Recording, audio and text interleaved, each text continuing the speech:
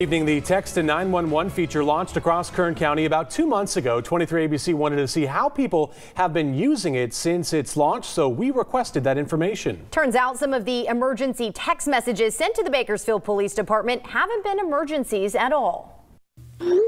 This boy is texting my girlfriend and I don't like it.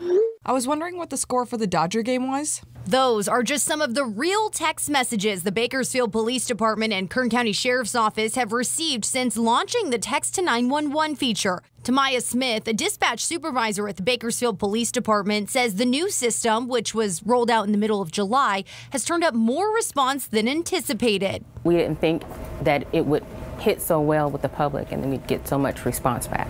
23 ABC submitted a public records request to see how people are using the new system. Records show hundreds of messages have been pouring in, like, "Light is out at Westwold and Gosford. Very dangerous. There's a fire at the Panama southbound on ramp to the 99. And while those are important to report to police, officials say it appears people may be using the service out of convenience, not necessity. Well, the state's adopted the model, call if you can, text if you can't, and you should do precisely that. If you're in the position where you can place a phone call, we prefer that you place a phone call so that we can get your help faster. At BPD, there are 2 people assigned to the Text-to-911 feature at all times. They can each handle up to 2 message strings, meaning at any given time, only 4 people needing help can text to 911. That's why officials say it's important the system is used correctly so that the lines aren't clogged. The only thing I would ask them to consider is if those 4 lines are being utilized and one of them is with your non-emergency situation, how are we going to help potentially their mother or sister or grandmother who could be texting because they've been assaulted or kidnapped or being held hostage somewhere? Not all people use the feature incorrectly, like the man asking if he and his wife should go out a window when the active shooter scare happened at Mercy Southwest Hospital in August, or the person who said they had a restraining order on their boyfriend, but now he was on their roof.